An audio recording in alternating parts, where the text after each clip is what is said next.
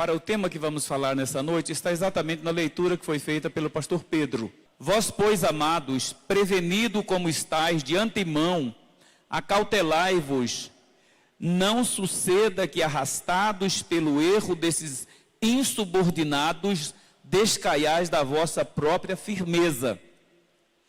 Antes, crescei na graça e no conhecimento do Senhor e Salvador Jesus Cristo. A Ele seja a glória, tanto agora como no dia eterno. Nessa noite, o meu propósito, o meu objetivo é despertar. Eu não sei se eu vou conseguir fazer isso, mas eu gostaria muito que os irmãos se despertassem para mudanças que são essenciais na vida cristã. Nós não devemos continuar fazendo as mesmas coisas, vivendo da mesma forma, ad eterno. Nós precisamos estar o tempo todo revendo conceitos, revendo posturas, posições e tomando atitudes que reflitam essa nossa vontade, esse nosso desejo de mudar. O texto do capítulo 3 da carta de Pedro trata da segunda vinda de Jesus. E ele faz uma abordagem muito criteriosa desse aspecto da vinda de Cristo. Ele fala como ela vai ser, quais as consequências para aqueles que não a esperam. E no final, ele encerra esse aviso, que é solene, dizendo as palavras que nós acabamos de ler. Vós, pois, amados, prevenido como estáis. Ou seja, vocês já sabem que o arrebatamento da igreja vai acontecer. Nos dias de Pedro e nos dias dos apóstolos, eles já aguardavam a vinda de Jesus. Eles já esperavam pela vinda de Jesus. E nós hoje, muito mais agora, 2000 anos praticamente depois, nós temos muito mais que refletir sobre essa realidade. Será que da maneira como nós estamos prontos para receber, para ouvir o toque da trombeta que soará, arrebanhando todo o povo de Deus dos 4 cantos da terra, para um encontro com o Senhor nos ares, como falou, como nos ensinou o apóstolo Paulo? É sobre essas mudanças que eu acho que nós precisamos fazer, que eu gostaria hoje de meditar com os irmãos. Se você não quiser ficar estacionado, você precisa mudar. Você precisa tomar atitudes que reflitam exatamente essa sua postura, esse seu desejo. Entre as centenas de mensagens que a gente recebe, eu recebi uma há alguns dias, era uma charge, na verdade, e dizia o seguinte: um pastor na frente de um auditório, como eu estou aqui, ele fez a seguinte pergunta: quem gostaria que a nossa igreja mudasse? Quase todas as pessoas levantaram as mãos, dizendo que gostaria que a igreja mudasse. Aí ele, que ótimo. Então eu vou fazer uma segunda pergunta. E ele faz a segunda pergunta: quem está disposto a mudar? Ninguém levantou a mão. Esse é o grande problema que nós temos hoje, irmãos. Nós desejamos que a igreja seja dinâmica, seja atuante, que ela seja uma igreja que influencie na sociedade, que ela seja uma tocha acesa numa noite escura, que ela seja um local de abrigo para as pessoas que necessitam de abrigo e de acolhimento. Nós queremos que a igreja seja um hospital que trate dos doentes. Nós queremos que ela seja um hospital que cuide das pessoas. Mas agora, qual a nossa atitude para que isso de fato aconteça? Porque vir para a igreja, sentar-se nos bancos, fazer aqui aquele papel mais de artista que está numa apresentação, numa representação teatral, não produz absolutamente nenhum efeito. Nós, às vezes, somos meio que artistas, nós representamos papéis, né? Nós estando aqui na igreja, nós somos dóceis, nós somos amáveis, nós somos educados, tratamos bem todas as pessoas e tudo mais. Mas aqui é um teatro onde só está vendo você pessoas que você precisa agir assim. Mas quando você está em outro lugar, você está na rua dirigindo seu carro, você está no seu trabalho com seus subordinados ou com seus superiores, aí você tem outro comportamento. Então, são essas mudanças exatamente que nós precisamos promover, porque a realidade é o seguinte: nós queremos mudanças, mas nós não queremos mudar. Se eu tiver de pagar o preço, se eu tiver de abrir mão dos meus direitos, do meu conforto, da minha comodidade, aí não. Tudo até aqui, mas daqui para cá quem manda sou eu. Esse é exatamente o problema do cristianismo hoje no mundo, irmãos. Nós cristãos, nós estamos prestando um grande desserviço ao reino de Deus hoje com o nosso comportamento. Nós estamos evidenciando para o mundo hoje que o evangelho é um mito, que o evangelho não transforma, que o evangelho não muda as pessoas, que a conversão, ela é na verdade algo que não tem o menor sentido para a vida das pessoas que estão lá fora. Essa é a nossa representação, esse é o papel que nós desempenhamos dentro das nossas realidades, dentro das nossas igrejas. E é interessante que a cada começo de ano, eu sei que todos vocês já até alistaram, quem sabe, aspectos da vida que vocês precisam mudar. Porque vocês sentem que se não mudar isso, a vida cristã não vai bem.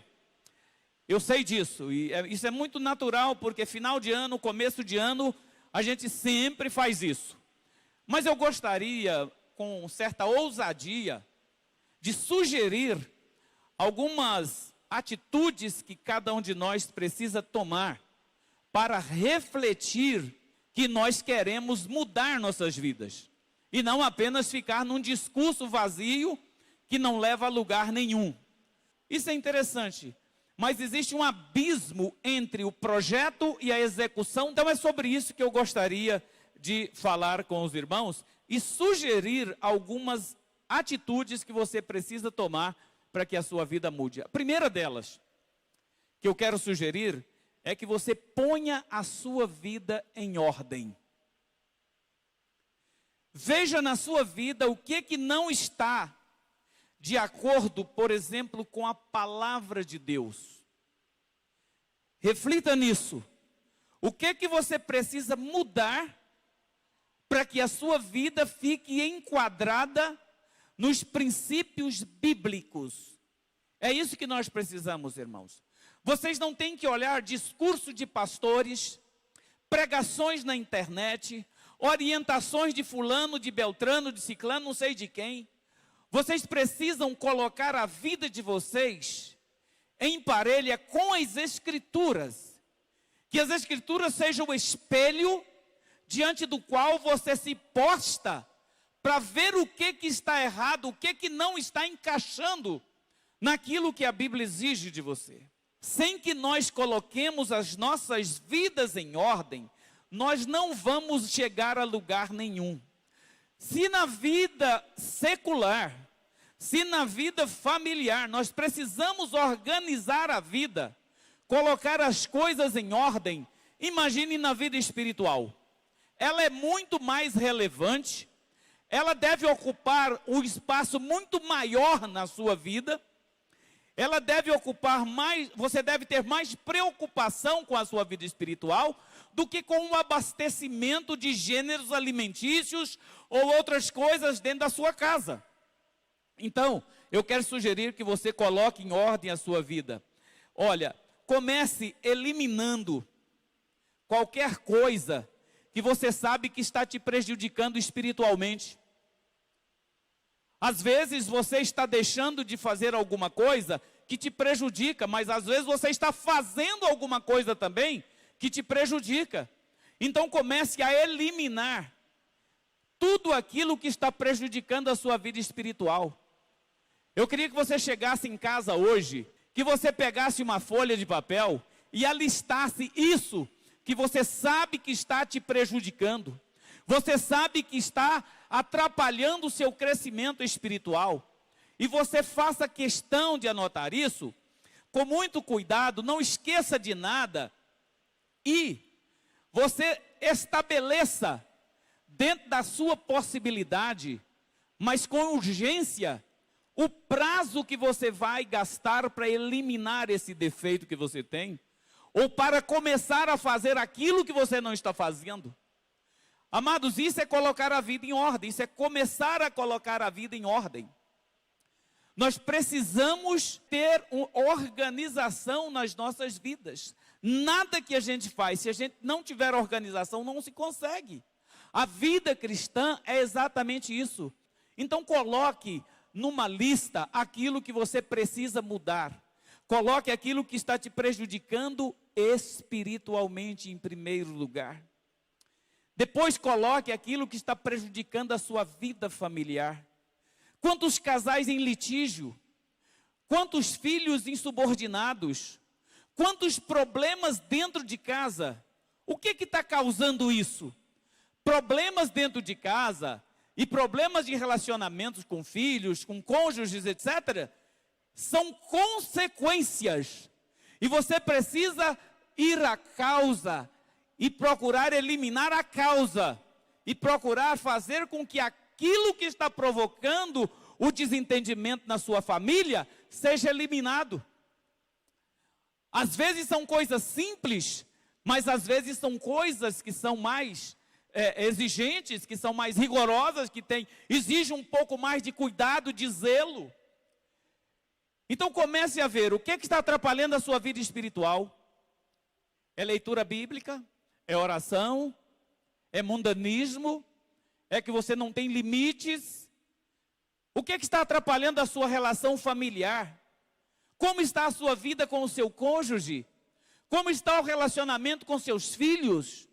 De que maneira vocês dão testemunho de Cristo como família, naquela quadra, na rua, no prédio, no condomínio onde você mora? Porque, amados, uma coisa é você dizer eu sou crente. Outra coisa é você viver como um cristão autêntico.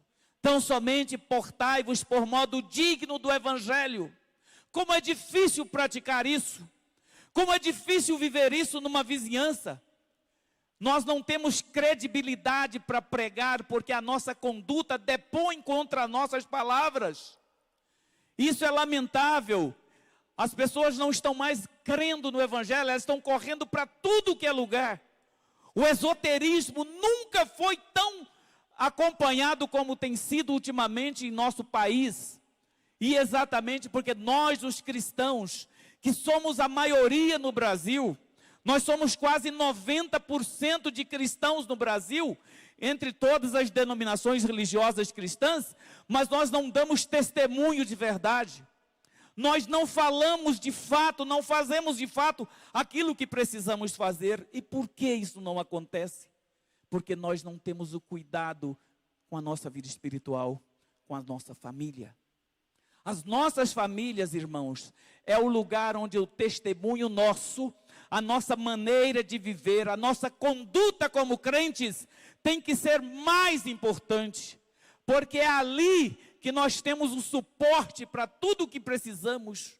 E se nós não temos uma conduta adequada dentro de casa, se nós não temos um comportamento que seja digno do Evangelho dentro de nossas casas, nós precisamos mudar.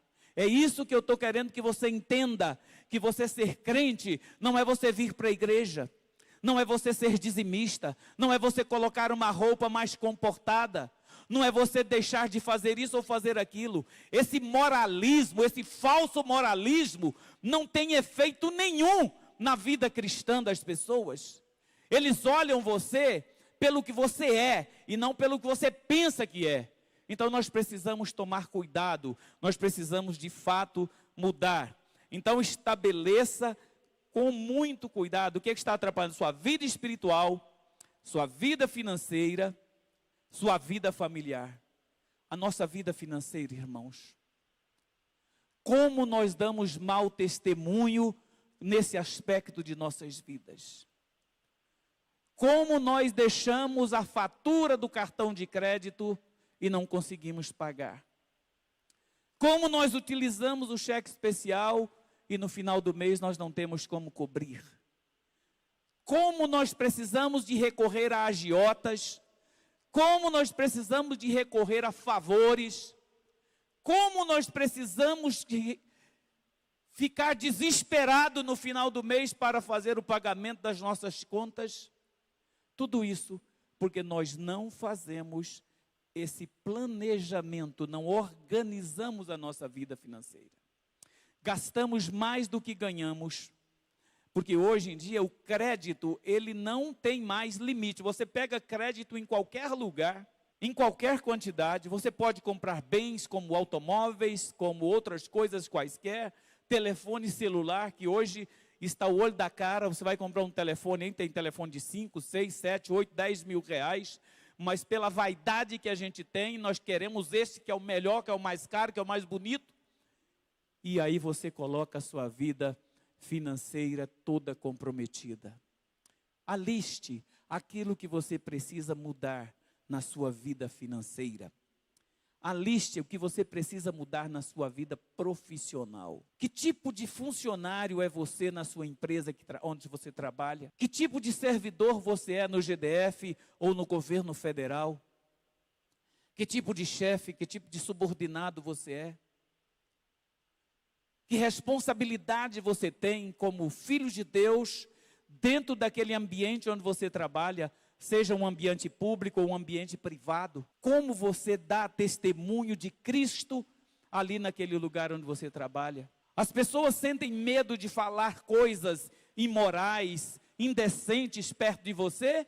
Ou você gosta de sorrir com elas quando elas contam piadas imorais, quando elas falam das suas grandes conquistas no final de semana?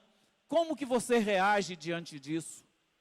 Tudo isso tem a ver com o nosso crescimento espiritual, com a nossa relação com Deus.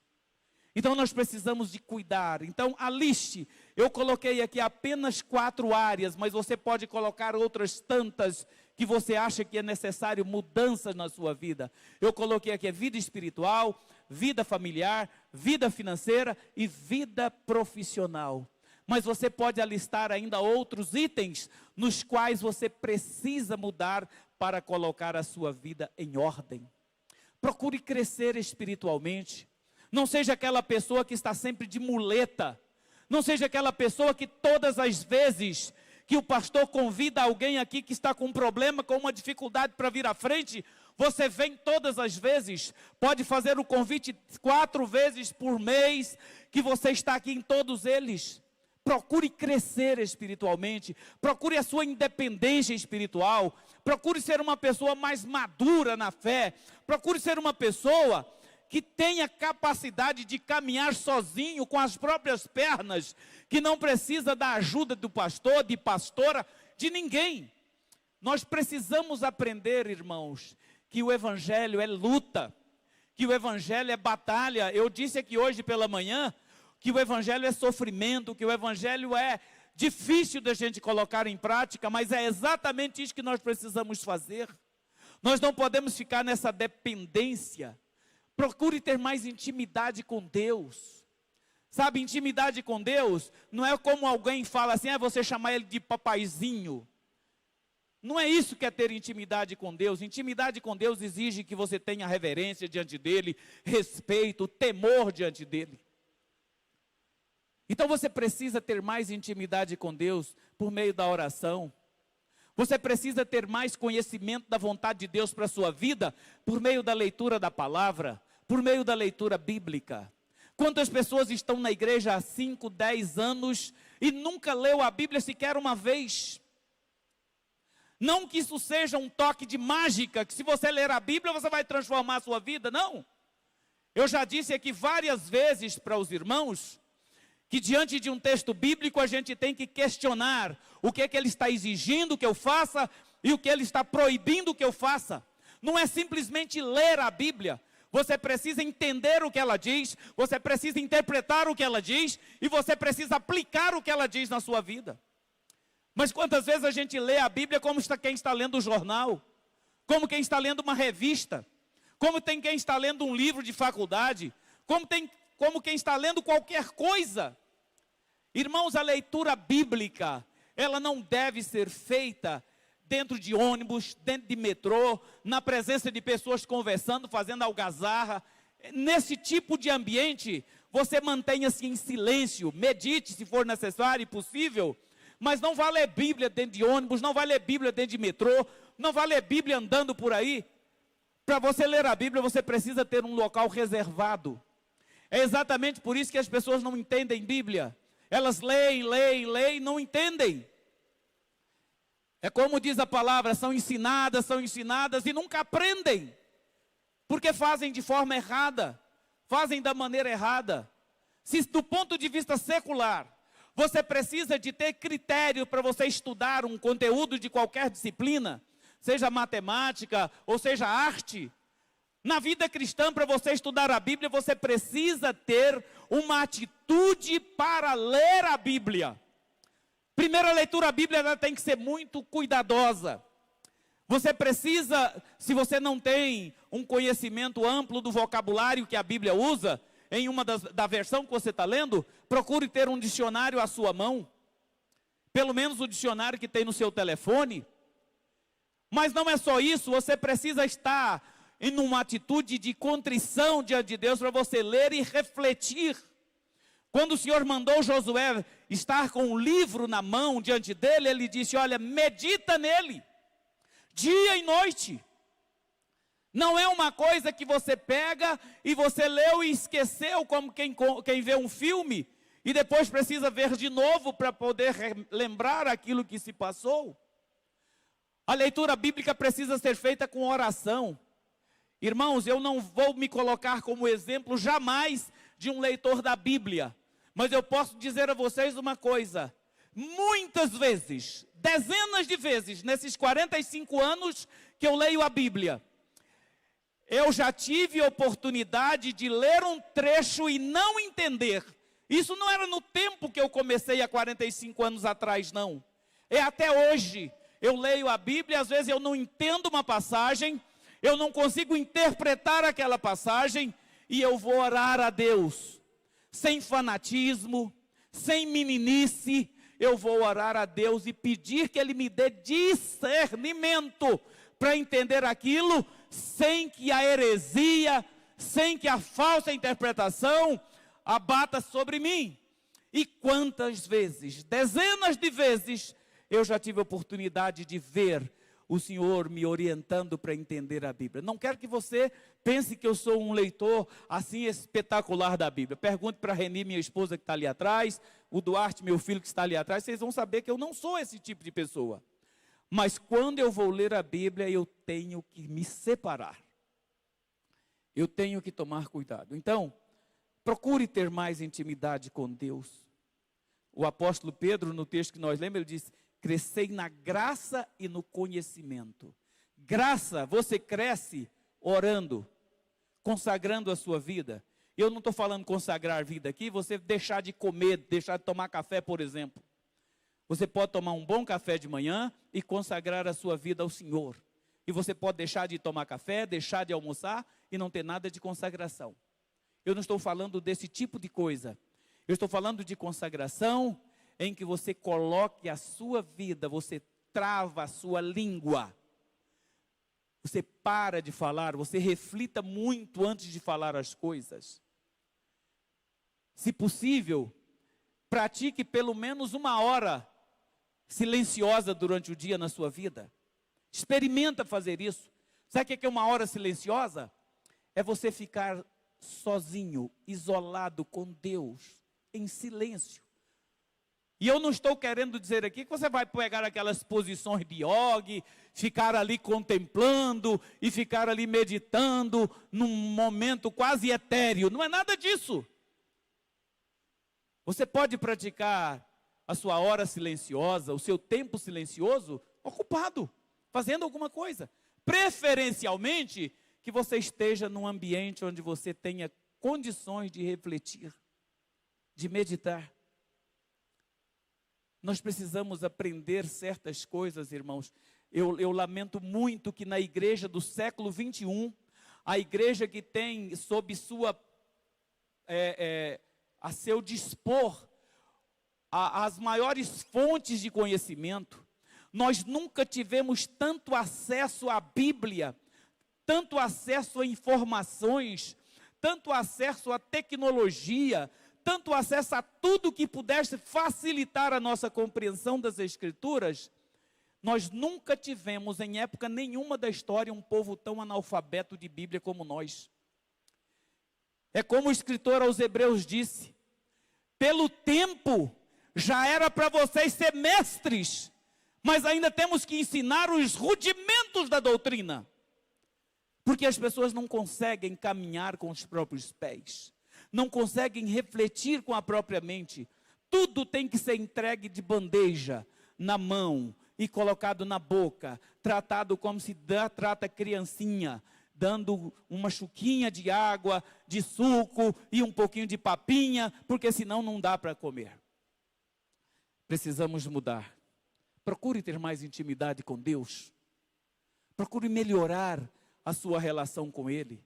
Procure saber o que você precisa fazer para que a sua vida possa ser diferente diante de Deus. Seja seletivo quanto ao que você vê na televisão, nas redes sociais e no seu computador. Irmãos, poucas tecnologias inventadas pelo homem foram ou são tão úteis quanto as mídias. Mas elas podem se tornar uma maldição na sua vida se você não souber usar. Então seja mais cuidadoso, ser mais seletivo é você não acessar a qualquer coisa. E eu não quero ser aqui metido a puritano, a dizer que você não pode isso, não pode aquilo, não pode aquilo outro. Quem tem que decidir o que afeta a sua espiritualidade diante de Deus é você. Eu posso te entregar uma receita de bolo perfeita, você executa aquela receita da maneira como eu mandei, com todos os ingredientes, e faz o bolo perfeito. Mas quando você vai comer, você não sente o mesmo prazer que eu tenho de comer o bolo, e você não gosta. Então, vida cristã, cada uma tem a sua. Intimidade com Deus, cada um tem a sua. Maneira de se consagrar a Deus, cada um tem a sua. Porque uma coisa que para mim é pecado, para você pode não ser. Mas algo que para você não é pecado, para mim pode ser. Então nós precisamos ter cuidado com aquilo que nós vemos nas redes sociais. O escritor de Provérbios, ele diz assim, olha, sobre tudo que você deve guardar, guarda o seu coração.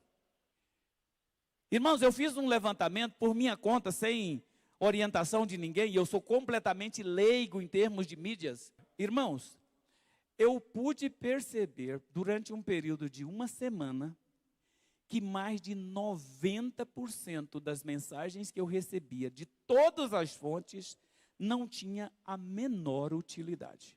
Entende isso? Você pega, abre aqui o WhatsApp, você vai ver aqui o que estão mandando para você aqui. Não tem nada que te edifica espiritualmente. Então, eu queria saber que tipo de informação você está guardando na sua memória. Como disse aqui o escritor de Provérbio, sobre tudo o que se deve guardar, guarda o seu coração. Por quê? Porque dele procede as saídas da vida.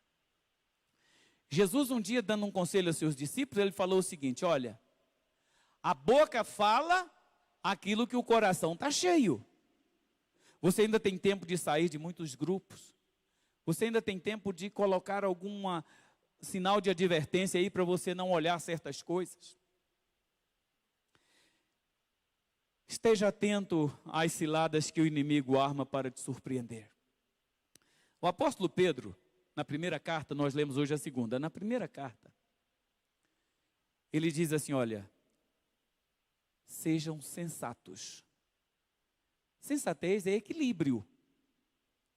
É a pessoa ter domínio próprio. É a pessoa ser capaz de avaliar suas próprias atitudes. Aí ele diz, sejam sensatos e vigilantes. Você é capaz de fazer tudo isso, mas você tem que estar atento. De que lado que vêm as coisas? De onde que você vai ser surpreendido? Veja, irmãos, sejam sensatos e vigilantes. O diabo, vosso inimigo, anda em derredor como um leão, rugindo e procurando a quem devorar. Então não pense que você ter um rótulo de crente na sua vida. Não pense porque você é membro de uma igreja evangélica, o diabo te dá trégua. Não te dá. O diabo, ele está o tempo todo à espreita. E ao menor sinal de fraqueza, ele ataca.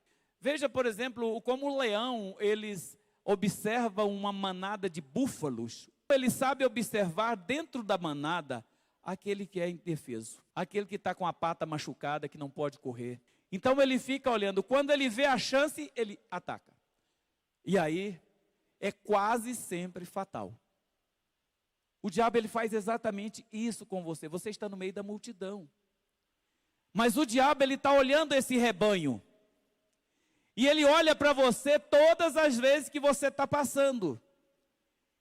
Ele fica o tempo todo à espreita. Quando você manquejar, quando você demonstrar alguma fraqueza, o que significa isso? Uma propensão para o pecado.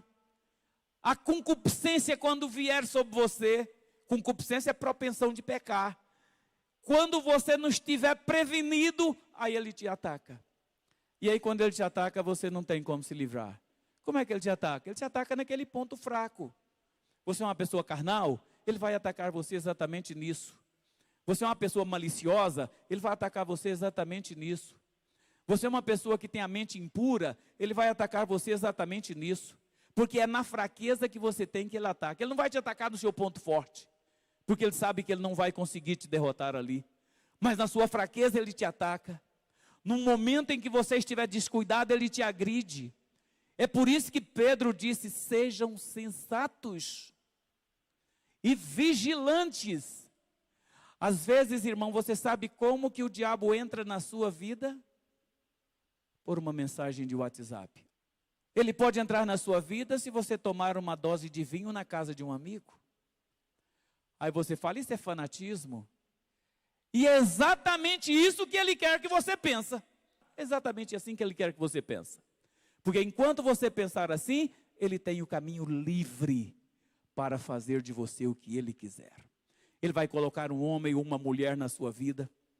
Ele vai colocar uma possibilidade de você fazer um negócio mal feito, sujo. E você não vai entender como você fez aquilo, mas é exatamente isso que ele faz. O apóstolo Paulo, escrevendo aos Efésios, ele disse assim, olha, não deis lugar ao diabo. Como que a gente dá lugar ao diabo? Muitas vezes, o diabo nos assedia, não é porque você não veio ao culto, é porque você fez algo que não deveria lá fora. Hoje de manhã, quando saímos aqui da escola, uma pessoa que não é da nossa igreja me procurou ali fora. Ela disse, pastor, eu queria falar com o senhor. Eu falei, pois não. Aí ela disse assim, olha, eu queria contar uma experiência para o irmão. Eu sou uma pessoa que trabalho assim, assim, assado, e um pastor disse que queria ir trabalhar comigo. E foi. Só que quando nós chegamos no local onde iríamos fazer o trabalho, ele ficou possesso. Como é que explica isso? Eu falei, ele não ficou possesso ali. Ele já estava possesso bem antes. Você não cai na hora que o pecado chega na sua vida. Você cai muito antes, quando você não se cuida, você não se previne. Não deis lugar ao diabo. Então nós precisamos ter cuidado com isso, irmãos. E uma das estratégias que ele usa é deixar você se sentir seguro. É você achar que está tudo muito bem. Você pensa assim, e o diabo também gosta que você pense desse jeito. Porque quando você pensa que você está firme, é aí que você vai cair. É assim que o diabo faz com você. Você se sente fortão, né? Sai do meio do povo de Deus, sai do rebanho, está tranquilo, ninguém vai te atacar. É exatamente aí que ele te ataca. Então nós precisamos ter muito cuidado com essa segurança, entre aspas, que nós temos e que na nossa vida espiritual está muito bem. Procure manter regularidade. Eu disse regularidade. O que é regularidade? É constância. É firmeza de uma postura que você tem. Isso é regularidade. No estudo da Bíblia, eu não estou dizendo na leitura, estou dizendo no estudo. Porque existe uma grande diferença entre ler a Bíblia e estudar a Bíblia. Então procure ter regularidade no estudo da Bíblia e na oração. Irmãos, duas atitudes que podem fazer toda a diferença nas nossas vidas. Lembra que o salmista disse uma certa vez assim, olha, eu escondi a tua palavra no meu coração para eu não pecar contra ti. Eu me fiz mais sábio do que os meus mestres, porque eu guardei a tua palavra. A leitura da Bíblia por si só não é uma coisa mágica. Não é. Você pode estar lendo a Bíblia aqui e com pensamentos pecaminosos. Aliás, isso é muito comum. Porque quanto mais você procura concentrar-se na leitura da Bíblia, mais o diabo procura incutir na sua mente coisas que te afastam dela. Isso é natural, irmãos. Isso não tem a menor dúvida de que ele faz isso. Mas eu estou querendo dizer o seguinte, que se você estudar a Bíblia, entenda exatamente o que o texto está dizendo, então agora faça a interpretação. A interpretação para você fazer, você precisa fazer uma relação do que está no versículo com o restante do texto. O que é que eu disse aqui para vocês quando eu comecei? Esse texto do capítulo 3 de Pedro trata do arrebatamento da igreja. Ele fala, vocês já sabem tudo isso. Então agora vocês têm que tomar cuidado. Agora vocês têm. Então é isso, é que é você entender o que o texto está dizendo. Qual é o sentido que o autor do texto quis dizer? Aí você fala, mas eu vou ter que fazer um curso de teologia. Não, boca no pó, joelho no chão. Eu te garanto que você vai entender a Bíblia mais do que muitos teólogos que tem por aí. Nenhum leigo, lendo a Bíblia, ele introduziu heresias na igreja. Só os doutores, só os teólogos. Mas nenhum leigo introduziu uma só heresia. Então você pode ficar tranquilo, que se você pedir a Deus, Ele vai te dar graça e você vai entender isso aqui. Agora você faz a terceira coisa, que é aplicar o texto à sua vida. É isso que eu chamo de estudar a Bíblia. Agora a leitura não. Você faz a leitura da Bíblia sem prestar atenção ao que ela diz. Você vê um texto que está meio cansativo, como, por exemplo, como as genealogias. Você pula. Um erro crasso que todo mundo comete quando vai ler a Bíblia é achar que genealogia não tem importância. Se você quiser entender muita coisa que acontece hoje, você precisa entender a genealogia de Abraão, que está nos capítulos 9 e 10 de Gênesis. E se você não entender aquilo, você não vai entender o restante da Bíblia. Se você não entender os 3 primeiros capítulos da Bíblia, Gênesis 1, 2 e 3, você não vai entender o restante da Bíblia. Se você deseja mudar a igreja para melhor, então comece mudando você. Procure saber o que você pode fazer para ajudar a igreja a ficar melhor. É frequentar os cultos? É estar colaborando nas atividades da igreja? O que você precisa fazer? Coisas que você não está fazendo. Procure saber disso. Se você deseja que a igreja mude, para melhor, comece mudando você. Coloque em ordem a sua vida. Eu te dei apenas algumas referências, mas você sabe muito mais o que você precisa mudar. Seja mais cuidadoso e vigilante. Feche mais a boca. Tape mais os ouvidos. Seja cuidadoso, seja vigilante. Mantenha regularidade na leitura e estudo da palavra.